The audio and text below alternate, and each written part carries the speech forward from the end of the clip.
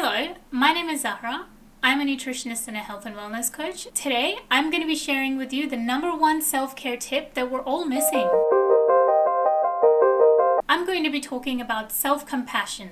Now, how do we know that we're lacking self-compassion in our life? Well, to find out, just listen to your automatic thoughts next time you're in a challenging situation. What beliefs popped up in your mind? Were they thoughts like, I was so stupid, I couldn't even figure that out? Or, I know I can do better, but I did my best with what I knew at the time.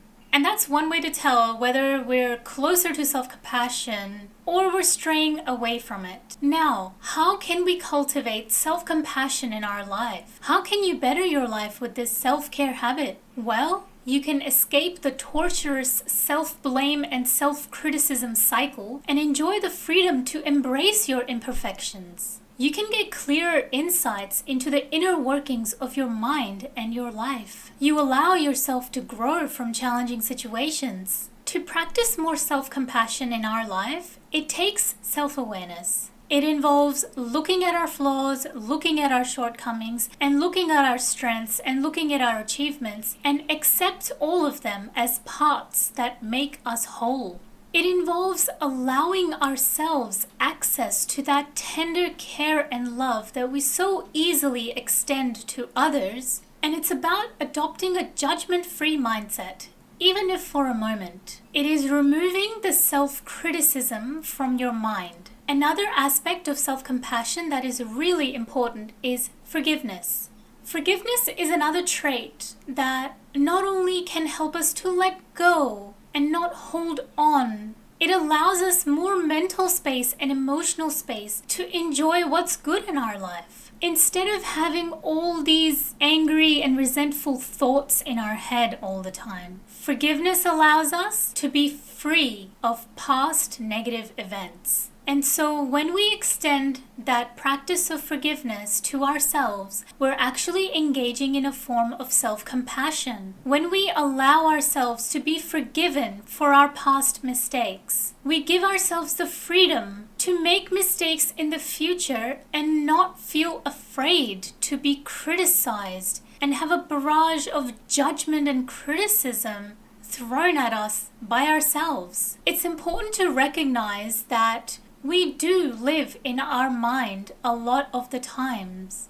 And to be able to be at peace, we must consciously create an environment in our mind that nurtures us and gives us the ability to feel whole and complete regardless of how imperfect we are. When we realize that we are being unnecessarily harsh with ourselves, that is the perfect time to exercise self-compassion. We must learn to hold space for ourselves when we're struggling and allow ourselves to come to a natural conclusion of why we're in the place that we are. Instead of jumping straight to criticism, self-criticism just results in a cycle of self-blame and shame. And those are very demotivating feelings that aren't going to allow you to grow. They're going to keep you stuck and they're going to keep you believing in a false reality in which you're broken